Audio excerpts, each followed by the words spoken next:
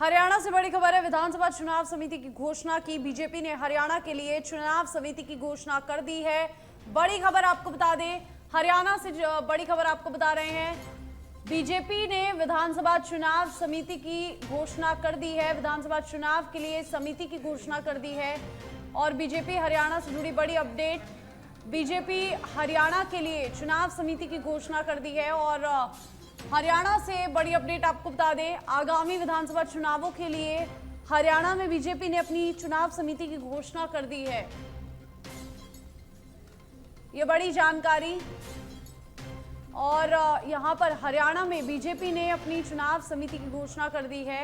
आगामी विधानसभा चुनावों को देखते हुए बीजेपी ने बड़ी घोषणा की है। समिति की चुनाव समिति को लेकर घोषणा यहां पर बीजेपी की ओर से कर दी गई है। विधानसभा चुनाव समिति की घोषणा और हरियाणा विधानसभा चुनाव के लिए ये घोषणा की गई है चुनाव समिति की बीजेपी की ओर से।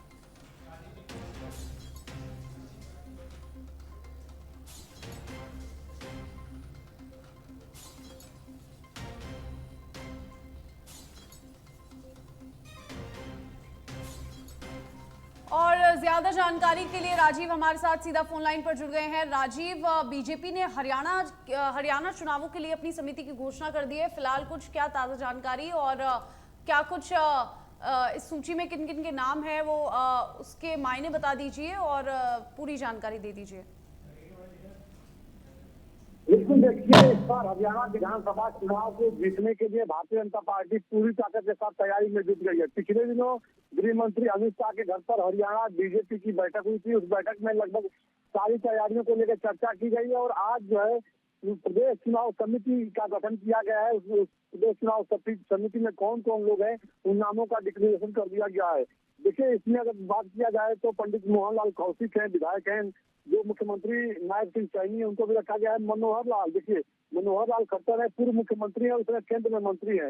लंबा अनुभव रहा है क्योंकि वो 2 टर्म के वहाँ पे मुख्यमंत्री रहे हैं और इनका मानना है संगठन का कि जमीनी पकड़ इनकी मजबूत है, तो इनको भी प्रदेश चुनाव समिति में रखा गया है।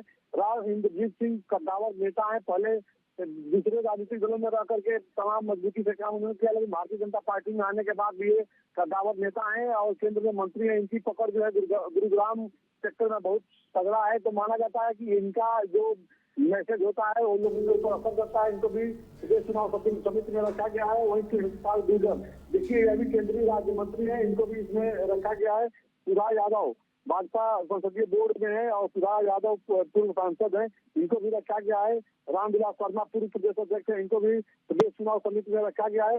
तो कुल मिलाकर के देखा जाए तो देखिए जो पार्टी के जो कद्दावर नेता हैं, चाहे वो कैप्टन अभिमन्यु की बात कीजिए, कुलदीप बिश्नोई की बात कीजिए, राम सिंह जागरा की बात कीजिए, अरविंद शर्मा की बात कीजिए, सुनीता दुग्गल की बात कीजिए, हरिंद्रनाथ शर्मा की बात कीजिए, सिंह की बात कीजिए, उषा विदर्शी की बात कीजिए, सब अपने आप में जो है जमीनी नेता हैं और पार्टी के कद्दावर नेता हैं। पार्टी का मानना है कि प्रदेश चुनाव समिति जब मजबूत रहेगा तो हम लोग आने वाले समय में और मजबूती के साथ चुनाव लड़ेंगे। देखिए, इस बार कांग्रेस भी पूरी तैयारी में है और कांग्रेस में जो मैसेज आता था कि अंतरकला है, तमाम अपने अपने वर्चस्व को लेकर कांग्रेस के नेताओं में लड़ाई है, वो खत्म हो गई है। कांग्रेस इस बार एकजुट हो गई है और भारतीय जनता पार्टी उसको टक्कर देने के लिए तैयारी में जुटी हुई है। और यही वजह है कि देखिए आज प्रदेश चुनाव समिति की और प्रबंधन कमेटी की जो है 2 लिस्ट जारी की गई है और इसमें सबको जिम्मेदारी दे दी गई है कि बेहतर से बेहतर काम करना है चुनाव को लेकर के। अभी से लोगों को जोड़ने का आप लोग काम कीजिए। प्रदेश सरकार और केंद्र सरकार की जो पॉलिसी है, जो जन कल्याणकारी योजनाएं हैं, इनके बारे में लोगों को जानकारी दीजिए। तो यह मोटिव है बीजेपी का और आने वाले समय में और अपने आप को मजबूत करने के लिए रणनीतिक रूप से बीजेपी काम कर रही है। जी राजीव, देखिए जिस तरीके से पिछले चुनावों में बीजेपी को कहीं ना कहीं किसानों के मुद्दों को लेकर हार का सामना करना पड़ा था, तो इस बार कांग्रेस और अन्य विपक्षी पार्टियों को मात देने के लिए फिलहाल क्या कुछ रणनीति पार्टी की ओर से बनाई जा रही है?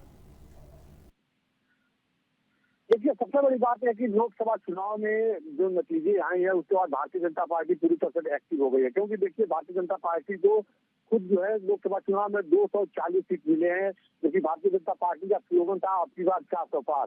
भारतीय जनता पार्टी को लग रहा था कि इस बार हम कम से कम 350 से अधिक सीटों पर लीड करेंगे और बाकी एनडीए के घटक दल हैं वो भी 50 सीटों पर लीड करेंगे, तो हम 400 को पार चले जाएंगे।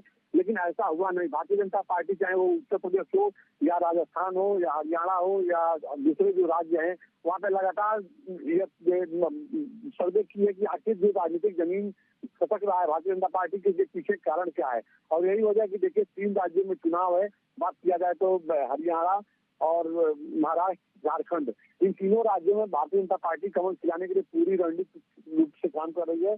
और हरियाणा में चूंकि कांग्रेस पार्टी इस बार बहुत मजबूती के साथ सामने दिखाई दे रही है, इस बात का गर्व कहीं न कहीं भारतीय जनता पार्टी के जो रणनीतिकार हैं उनको है कि अगर हम थोड़ी सी भी लापरवाही करेंगे तो विधानसभा चुनाव में हमारी जीत जो है हार में बदल जाएगी। लिहाजा हमको किसी प्रकार की कोई गलती नहीं करनी है।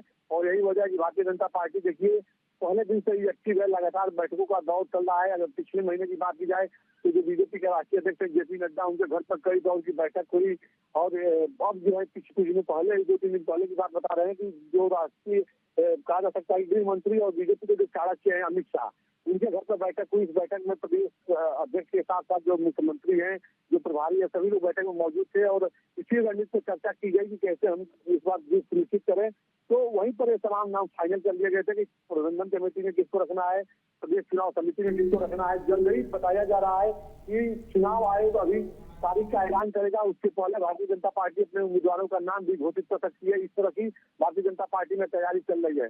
कुल मिलाकर देखा जाए तो भारतीय जनता पार्टी पूरी ताकत के साथ हरियाणा में चुनाव जीतने के लिए संगठन को मजबूत करने में लगी हुई है। सरकार की जो पॉलिसी है, संगठन के लोग जनमानस को लेकर के जनमानस से बीत जाए और इसको बताएं कि सरकार कौन कौन सी जन कल्याणकारी योजनाएं लोगों के लिए लेकर के आई है। चाहे वो खट्टर साहब जब मुख्यमंत्री रहे हैं उस समय की बात की जाए या न्यायाधीश मुख्यमंत्री उस समय की बात की जाए, या क्या राजस्थान में डेवलपमेंट का काम हुआ है बीजेपी की सरकार में, या केंद्र में बीजेपी की सरकार है तो जन कल्याणकारी कौन कौन सी योजनाएं प्रधानमंत्री ने लागू की है, हरियाणा के लोगों को किस प्रकार से फायदा मिल रहा है, इन तमाम चीजों को संगठन के लोग बताएं। तो भारतीय जनता पार्टी समय समय पर चंडीगढ़ में भी बैठक कर रही है, दिल्ली में भी बैठक कर रही है और अपनी जो पॉलिसी है वो। ठीक है राजीव, शुक्रिया आपका तमाम जानकारी के लिए।